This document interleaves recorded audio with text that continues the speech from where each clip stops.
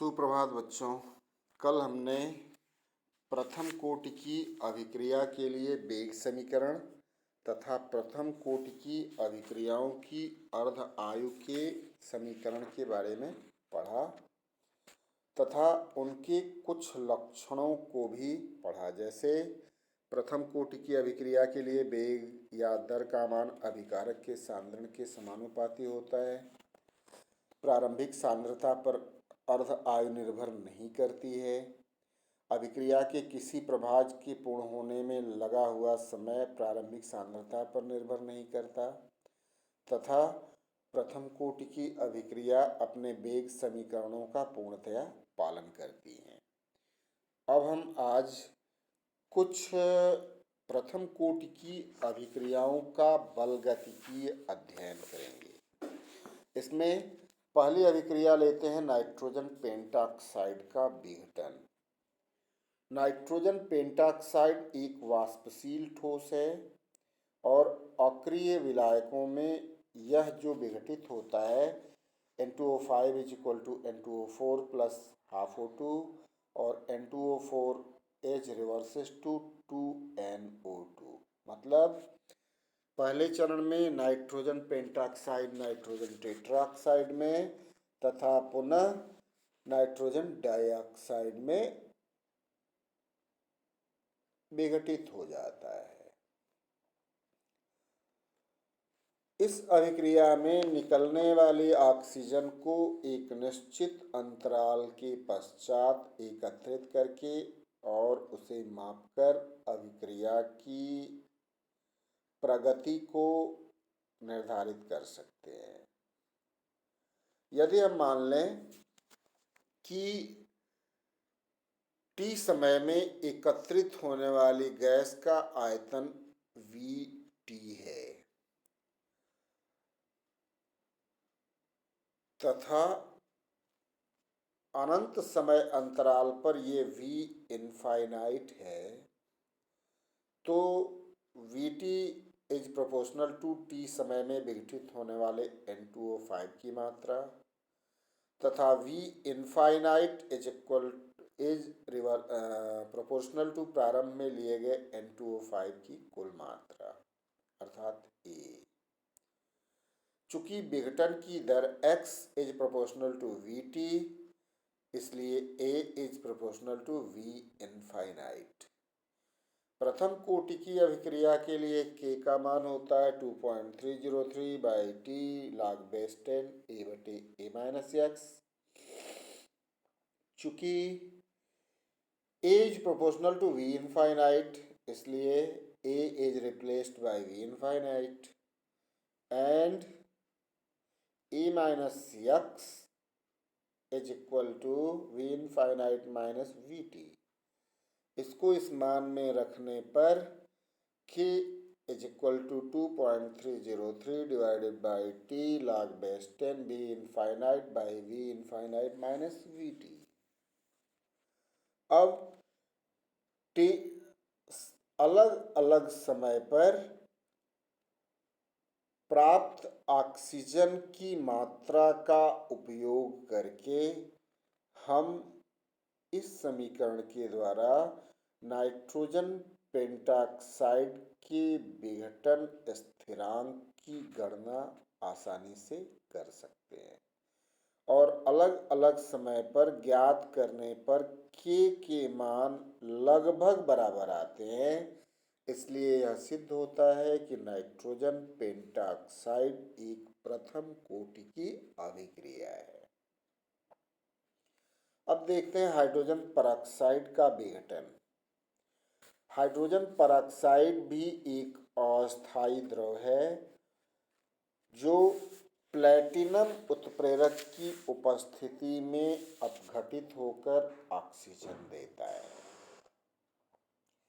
यह भी एक प्रथम कोटि की अभिक्रिया है तथा इसका अध्ययन हम दो प्रकार से कर सकते हैं। नंबर 1, विभिन्न समय अंतरालों पर एकत्रित हुई ऑक्सीजन की मात्रा के आधार पर तथा नंबर 2, नियमित समय अंतरालों पर अभिक्रिया मिश्रण की थोड़ी सी लेकिन समान मात्रा को निकालकर तथा उसका पोटेशियम परमैंगनेट के साथ अनुमापन करके, पोटेशियम परमैंगनेट के साथ अनुमापन करने पर अभिक्रिया में बची हुई शेष हाइड्रोजन परऑक्साइड की मात्रा का ज्ञान होता है। तो दोनों प्रकार से कर सकते हैं, बचे हुए हाइड्रोजन परऑक्साइड की मात्रा के आधार पर अथवा एकत्रित हुई ऑक्सीजन की मात्रा के आधार पर। अब हम देखते हैं इसको। हम मान लेते हैं V0 हाइड्रोजन परऑक्साइड का प्रारंभिक सांद्रण, Vt t समय पर अभिक्रिया मिश्रण में शेष हाइड्रोजन परऑक्साइड का सांद्रण यानी A-X, A समानुपाती V0 एंड A-X समानुपाती Vt। यहाँ भी वही है, K = 2.303 divided by T log base 10 A/A-X में A और A-X की जगह क्रमशः V0 और Vt के मानों को रखने के पश्चात अलग अलग समय अंतराल पर प्राप्त हाइड्रोजन परऑक्साइड की सांद्रता के आधार पर हम वेग नियतांक का अध्ययन करते हैं और जिसके आधार पर यह सिद्ध करते हैं कि हाइड्रोजन परऑक्साइड का अपघटन एक प्रथम कोटि की अभिक्रिया है। अगला लेते हैं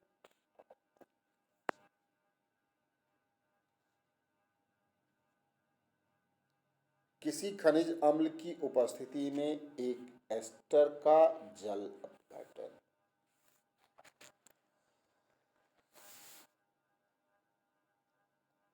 खनिज अम्ल जैसे सल्फ्यूरिक अम्ल या हाइड्रोक्लोरिक अम्ल, इनकी उपस्थिति में या यूं कह लें अम्लीय माध्यम में एस्टरों का जो जल अपघटन होता है वह एक प्रथम कोटि की अभिक्रिया है। जैसे एथिल एसीटेट के जल अपघटन के फलस्वरूप विलयन की प्रकृति अम्लीय होती है, बनता है एसिटिक अम्ल और एथिल एल्कोहल। यहाँ पर अलग अलग समय अंतरालों पर बनने वाले एसिटिक अम्ल की सांद्रता को ज्ञात करके हम यह सिद्ध कर सकते हैं कि अभिक्रिया प्रथम कोटि की है। चूंकि एसिटिक अम्ल बन रहा है इसलिए इसका उचित सूचकों की उपस्थिति में क्षारों के द्वारा अनुमापन से यह ज्ञात किया जा सकता है कि एसिटिक अम्ल की कितनी मात्रा प्राप्त हुई। अब यहाँ भी वैसे ही हम V0 उपस्थित अम्ल उत्प्रेरक की मात्रा पहले, Vt t समय पर या t अंतराल पर उत्प्रेरक की मात्रा और V इनफाइनाइट जो है वो अम्ल उत्प्रेरक की मात्रा प्लस बनने वाले कुल एसिटिक अम्ल की मात्रा। चूंकि अम्ल ले रहे हैं, अनुमापन क्षार से करना है, इसलिए अम्ल उत्प्रेरक की मात्रा का ज्ञान होना भी आवश्यक है। अब T समय अंतराल पर बनने वाले एसिटिक अम्ल की मात्रा उतने समय में जल में अपघटित होने वाले एस्टर की मात्रा के समानुपाती होती है, अर्थात अभिक्रिया में बनने वाले कुल एसिटिक अम्ल की मात्रा एस्टर के प्रारंभिक सांद्रण यानी A के समानुपाती, A समानुपाती V इनफाइनाइट माइनस V0 और X समानुपाती Vt माइनस V0, इसलिए A-X समानुपाती होगा V infinite by minus Vt। इन मात्राओं को समीकरण में रखने पर K का मान आता है K = 2.303 divided by T log base 10 v infinite minus v0 बटे v इनफाइनाइट माइनस vt। इस समीकरण की सहायता से k के मान का परिकलन करने पर अलग अलग समय पर k के परिकलित मान लगभग समान आते हैं, इसलिए यह भी एक प्रथम कोटि की अभिक्रिया है। अब हम देखते हैं सुक्रोज का प्रतिलोमन, इन्वर्जन ऑफ शुगर। तनु HCl या H2SO मूलतः HCl की उपस्थिति में ही सुक्रोज का प्रतिलोपन होता है। यहाँ पे तनु हाइड्रोक्लोरिक अम्ल की उपस्थिति में सुक्रोज के प्रतिलोपन के पश्चात ग्लूकोज और फ्रक्टोज बनता है। यह एक छद्म एक आणविक अभिक्रिया है। इस अभिक्रिया मिश्रण की प्रकाशिक प्रकृति का प्रतिलोपन होता है। सुक्रोज विलयन दक्षिण ध्रुवण घूर्णक होता है तथा इसका विशिष्ट ध्रुवण घूर्णन दिया हुआ है +66.5 डिग्री। अल्फा डी ग्लूकोज ये दक्षिण ध्रुवण घूर्णक और इसका घूर्णन कोण 52.5 डिग्री, जबकि अल्फा डी फ्रक्टोज वाम ध्रुवण घूर्णक होता है, इसका घूर्णन -92.3 डिग्री होता है।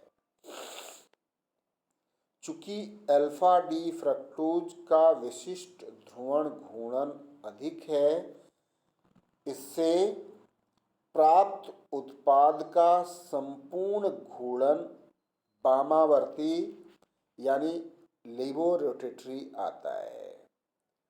तो चूंकि इस अभिक्रिया में अभिक्रिया मिश्रण की प्रकाशिक प्रकृति परिवर्तित हो जाती है, इस कारण अभिक्रिया के मिश्रण की प्रकाशिक प्रकृति के आधार पर हम वेग नियतांक की गणना करते हैं। अलग अलग समय अंतरालों पर पोलैरोमीटर या ध्रुवण घूर्णक मापक की सहायता से अभिक्रिया की प्रकाशिक प्रकृति का अध्ययन करते हैं और प्राप्त आंकड़ों के आधार पर सुक्रोज के प्रतिलोपन के वेग नियतांक की गणना करते हैं। अब यहाँ देखिए, माना R0 t बराबर 0 पर अभिक्रिया मिश्रण का प्रकाशिक घूर्णन है। RT t समय पर अभिक्रिया मिश्रण का प्रकाशिक घूर्णन और R इनफाइनाइट अनंत समय पर मिश्रण का प्रकाशिक घूर्णन है।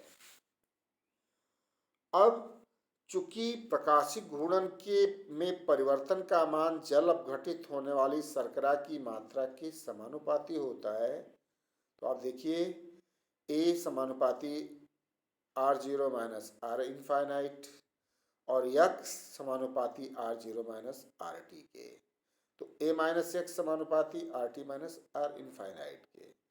यहाँ पे मान को रख के k बराबर 2.303 divided by t log base 10 R0 minus R infinite बटे RT माइनस R इनफाइनाइट के आधार पर हम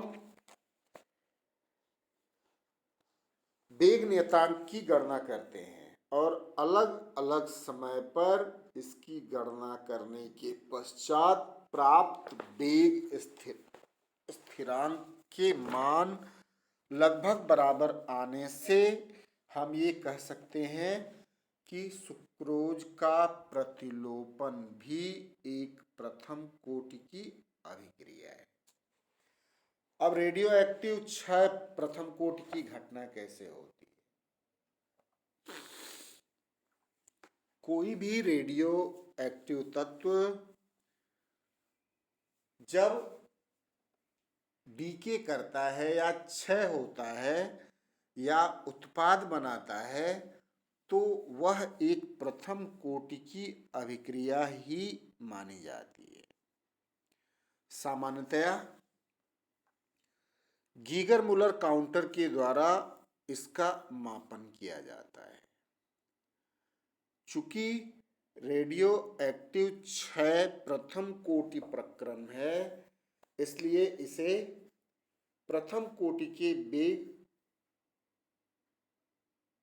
नियतांक समीकरण के द्वारा निरूपित करते हैं, जो है k = 2.303/t log a0 बटे a के द्वारा प्रतिरूपित करते हैं। यहाँ पर वेग नियतांक k को विघटन नियतांक के रूप में जानते हैं। इसे लैम्डा से भी प्रदर्शित कर सकते हैं। इसका मात्रक होता है सेकेंड यूनिवर्स या प्रति समय। यद्यपि लैम्डा प्रथम कोटि वेग स्थिरांक के समान ही है, लेकिन इसका मान ताप पर निर्भर नहीं करता, जबकि तापीय अभिक्रियाओं के लिए k का मान ताप पर निर्भर करता है। अर्थात ताप बढ़ाते हैं तो k का मान बढ़ता है और ताप घटाते हैं तो k का मान घटता है। रेडियो एक्टिव क्षय के लिए लैम्डा = 2.303/t log/10 a0 बटे a।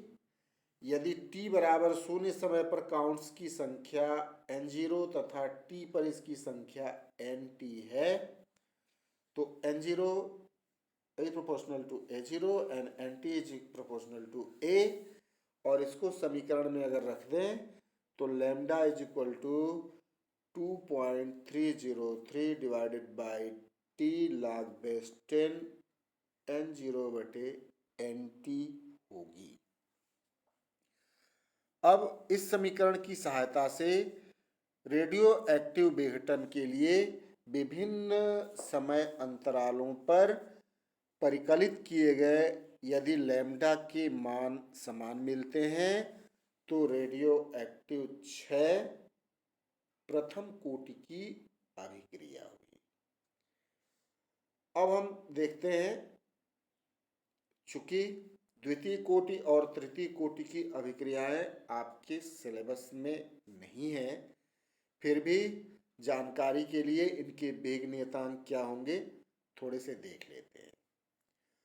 द्वितीय कोटि की अभिक्रिया जो है उसको हम निरूपित करते हैं 2a = प्रोडक्ट या रेट = k × a², या इसे हम निरूपित कर सकते हैं a + b = प्रोडक्ट या रेट k बराबर होगा active mass of rate = k × active mass of a × active mass of b। चूंकि यह अभिक्रिया a तथा b दोनों के सापेक्ष प्रथम कोटि की है, इसलिए इसकी कुल कोटि का मान 1-1 यानी 2 होगा। जैसे उदाहरण देखते हैं, 2NO2 = 2NO + O2, यहाँ पर अभिक्रिया की कोटि 2 है। H2 + I2 = 2HI, यहाँ भी कोटि 2 है। NO + O3 = NO2 + O2, यहाँ भी कोटि 2 होगी। CH3COO C2H5 + NaOH = CH3COO Na + C2H5OH, यहाँ भी कोटि 2 होगी। यहाँ पर वेग स्थिरांक जो होगा रेट = k × a², और यहाँ मात्रक concentration × time inverse by concentration square या concentration -1 and time to the power -1। ये कुछ द्वितीय कोटि की अभिक्रियाओं के लिए उदाहरण है। अब तृतीय कोटि के लिए देख लेते हैं। तृतीय कोटि की अभिक्रियाएं होंगी 2a+b is equal to product, या rate is equal to k(a²+b). A का घात 2 है, बी का घात 1 है, दोनों को जोड़ देंगे तो अभिक्रिया तृतीय कोटि की मानी जाएगी। इसके भी कुछ उदाहरण देख लेते हैं, जैसे 2NO+Cl2 is equal to 2NOCl, या प्रारंभिक वेग के नियम के अनुसार आप देख सकते हैं NO का घात 2 है, Cl2 का घात 1 है, दोनों को जोड़ दिया, अभिक्रिया की कोटि 3 हो गई। NO और Br2 की क्रिया से नाइट्रोसिल ब्रोमाइड बनती है।